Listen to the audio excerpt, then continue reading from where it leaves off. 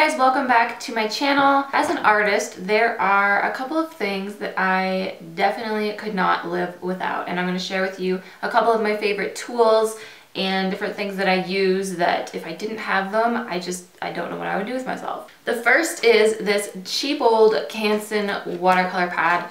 These are about, I think they're less than $10 at any art store.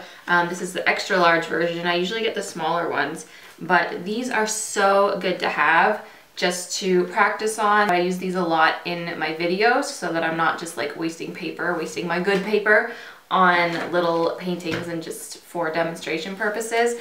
These come with 30 sheets and it's a really good deal, like under 10 bucks for 30 sheets of watercolor paper. That's like, it's insane. If you are starting out, I definitely always recommend these.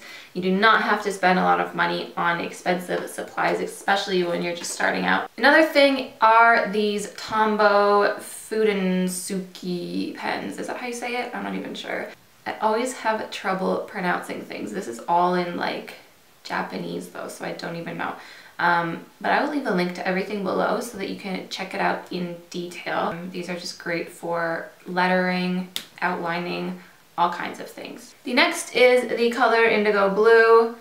I use this all the time and I was just thinking about some of the tools that I constantly use and this just kind of popped in my head and I was like, wow, like I seriously use this all the time. Indigo, I just find it mixes with anything. You can make your greens a little bit more bluey, you can make your purples a little more subtle, a little more like a mauve color. It's just, I love this color. It works well for anything. On its own, it's great. When you water it out, it's really nice, or if you leave it more concentrated, it gives a really nice hue. I just couldn't live without indigo. Another thing is one of my recent favorites actually. It's a Tombow Mono Eraser.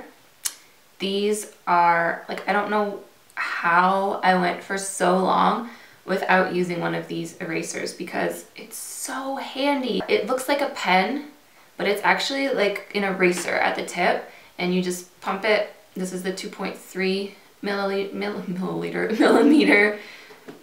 tip.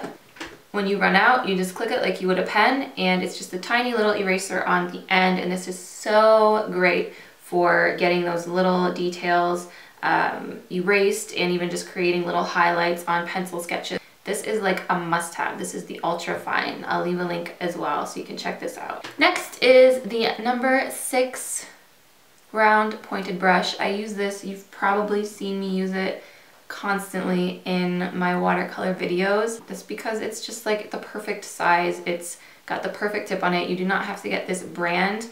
You can definitely try like any kind of number 6 round pointed brush. You will find so many uses for it. Another type of marker that I like to use are the Micron, the Pigma Micron ink pens, and they are waterproof, fade proof, and they come in a variety of sizes. They all have like nice little tips. They're really great for outlining and doing sketches, going over pencil if you need to. Definitely handy, definitely should be in your arsenal of art supplies. And lastly, this is a white charcoal pencil. This is so handy. I think it's less than $2 for one pencil, and it's just a really nice charcoal, almost chalk-like consistency, and it is just a plain white pencil, and it's really great for doing highlights, especially if you're doing watercolor work. I typically like to go in afterwards and add some highlights or spots that I may have missed when I'm trying to leave the paper white. Sometimes it doesn't always work too well, so a white charcoal pencil is really great for adding those highlight details. So definitely look into getting one of these as well. So those are just a couple of my favorite and must-have art supplies that are always kind of around me on my desk. I hope that you guys liked this video. It's a little bit different for me, but I just thought I would kind of give you some insight into what I keep inside of my little art supply section. If you have any questions at all, leave them below. Please give the video a thumbs up. It really helps me out, and I'll see you in my next one.